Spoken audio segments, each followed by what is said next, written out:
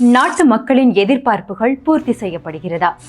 ஜனாதிபதி சொன்னதற்கும் அவர் செய்ததற்கும் என்ன வித்தியாசம்? கடந்த தேர்தல்களில் தேர்ந்தெடுக்கப்பட்ட ஜனாதிபதிகள் மற்றும் மக்கள் பிரதிநிதிகள் அளித்த வாக்குறுதிகளில் எத்தனை நிறைவேற்றப்பட்டுள்ளன என்பதை நாட்டு மக்களாகிய நாம் ஆராயவில்லை. ஆனால் தற்போதைய ஜனாதிபதி அனுரகுமார திசாநாயக்க அளித்த வாக்குறுதிகளில் இருந்து அவர் எளிதில் தப்பிக்க முடியாது. ஏனெனில் வெரிட் ரிசர்ச் நிறுவனம் உருவாக்கிய அனுரமீட்டர் அண்மையில் அதன் தகவல்களை புதுப்பித்துள்ளது. கடந்த ஜனாதிபதி தேர்தலின் போது முன்வைக்கப்பட்ட 30 முக்கிய வாக்குறுதிகளில் 10 வாக்குறுதிகள் கடந்த 2025ஆம் ஆண்டு நவம்பர் மாதத்திற்குள் நிறைவேற்றப்பட்டுள்ளன. மேலும் 10 வாக்குறுதிகள் நடைமுறைப்படுத்தப்பட்டு வருகின்றன. எஞ்சியுள்ள 10 வாக்குறுதிகளில் 9 வாக்குறுதிகள் கடந்த நவம்பர் மாதம் வரை எவ்வித முன்னேற்றத்தையும் காட்டவில்லை. அதே நேரம் ஒரு வாக்குறுதியை ஜனாதிபதியால் நிறைவேற்ற முடியாமல் போனதாக வெரிட் ரிசர்ச் நிறுவனம் கூறுகிறது.